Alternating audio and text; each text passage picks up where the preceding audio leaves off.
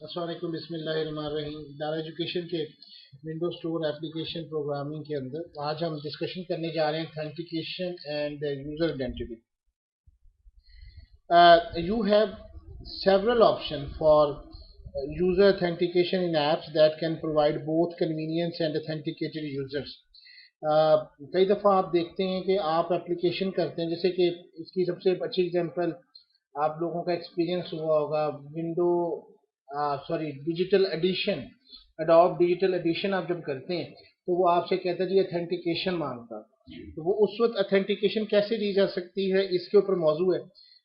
User such as a single sign on, जिसको हम double SO कहते हैं, और persisted user credentials and highly secure authentication, जैसे कि आजकल स्मार्ट कार्ड आते हैं, थंब इम्प्रेशन के जरिए आप बायोमेट्रिक के जरिए ऑथेंटिकेशन चाह रहे होते हैं।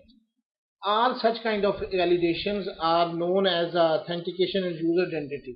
आप बेशक बायोमेट्रिक करें, स्मार्ट कार्ड करें, आप लॉगिन ऑथेंटिकेशन करें, समटाइम आप वेबसाइट्स पे जाते हैं तो वो आपसे कहते हैं ना लॉगिन विद सिक्योर कनेक्शन, या आप कई दफ़ा वेबसाइट पे जाते हैं तो वो आपसे कहते हैं जी लॉगिन विद फेसबुक और गूगल।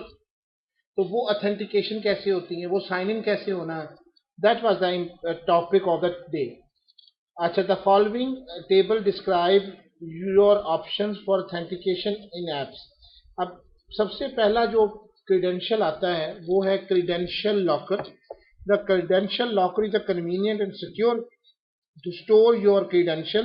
क्रीडेंशियल से मुराद आपकी मालूमात वेबसाइट के ऊपर, क्योंकि ये विंडो स्टोर जो है is a combination of HTML and other version. So एक बहुत बड़ा इशू ये भी आता है कि आपकी जो इंफॉर्मेशन होती है वो चोरी हो जाती है। इसीलिए आपको बहुत सारी, आपने कई दफ़ा देखा होता है कि आपने किसी जगह पे नंबर भी नहीं दिया या किसी को आपने दिया तो डाटा जो माइनिंग वाले हैं वो वहाँ से डाटे को चोरी करके आपको SMS आ रहे होते हैं या आपको जंक किस्म की ईमेलें आ रही होती हैं। बेसिकली वो इसीलिए होता है कि आपका जो डाटा है वो चोरी हो चुका होता है। तो इसके लिए हमने क्रीडेंशियल्स को सेव करना है। तो your app uses to connect to services like media, social networking and so on. अगर आप चाहते हैं कि आपकी ऐप जो है वहाँ पे आप कुछ लिखें और वो ट्वीट हो जाए, ट्विटर के ऊपर चली जाए, फेसबुक पे चली जाए, तो इस तरह के क्रेडेंशियल जो आपके हैं वो सोशल नेटवर्किंग में आते हैं। You can store user ID and password in the credential locker. आप जैसे अभी आपने कई दफ़ा वेबसाइट्स होती हैं आप सेव करते हैं तो आपको गूगल क्रोम कह देता है कि जनाब मैं इसको सेव कर लूँ फॉर फ्यूचर यूज़। अगर आप इसको सेव कर लेते हैं तो नेक्स्ट आपको वो पासवर्ड और यूज़र ID लिखने की जरूरत महसूस नहीं होती। ये सारी सारी इंफॉर्मेशन आपके क्रीडेंशियल लॉकर के अंदर सेव होती है, and then automatically log them to services when the user your when they use your app. Credentials stored in the credential locker automatically roam with the user अब Microsoft account. आप जैसे Facebook में आप अमूमन log in होते हैं, such kind of things was there. दूसरा आता है जी web authentication broker. The web authentication broker support the OAuth and OpenID internet authentication protocol. So you can integrate your app with web services that provide user authentication. This allows you to utilize your identity in your apps such as Facebook, Flickr, Google, Twitter. You can also use the web authentication broker to enable single sign-on.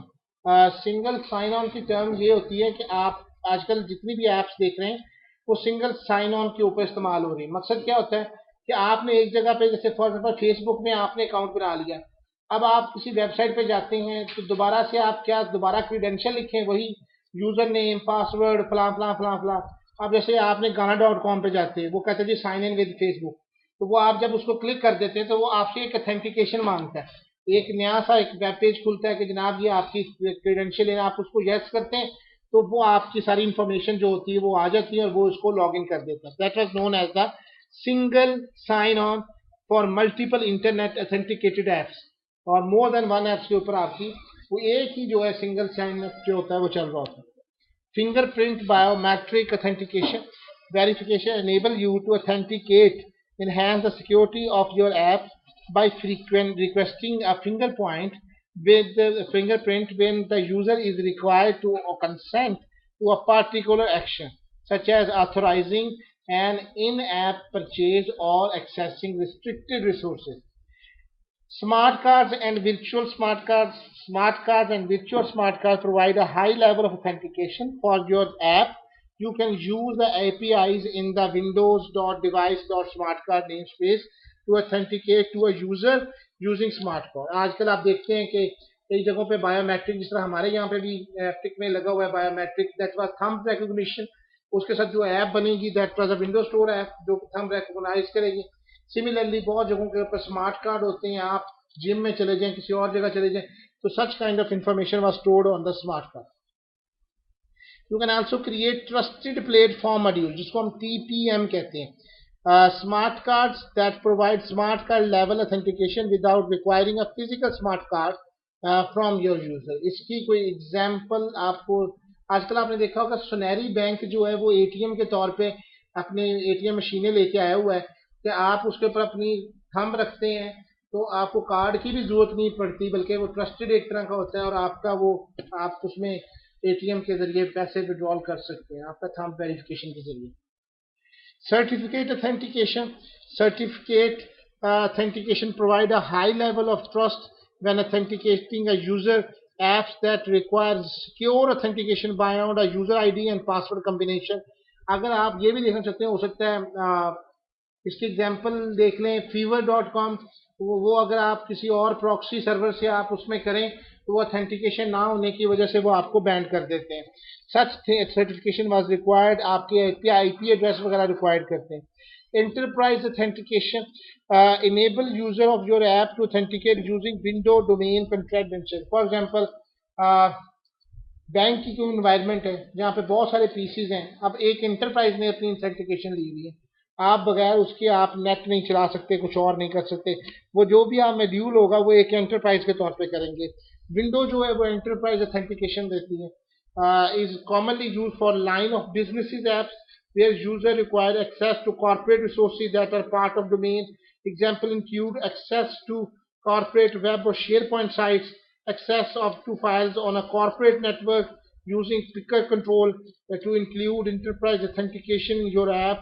और फिर next आता है जी हमारे पास Microsoft account live services. You can sign user into the Microsoft account, आप Microsoft account के through इसमें यूजर में लॉगिन हो सकते हैं। और जैसे वन ड्राइव है, मेरे ख्याल में गूगल ड्राइव है, इसके अलावा आप और बहुत सारी ड्राइव्स हैं that was authenticated from the, आप गूगल ड्राइव में उस वक्त तक नहीं जा सकते जब तक कि आप अपने जीमेल से लॉगिन ना हो। इस तरह से वन ड्राइव में आप उस वक्त तक नहीं जा सकते जब तक कि आप अपने आउटलुक अकाउंट के थ्रू आइडेंटिफाइड नहीं। Account settings, you can use the settings contract to include accounts as a setting option for your user. This enables the user to manage these credentials in an initiative and consistent manner. और आखिर में आता है जी credential picker. You can use credential picker to present your user with the Windows user interface for entering username and password etc.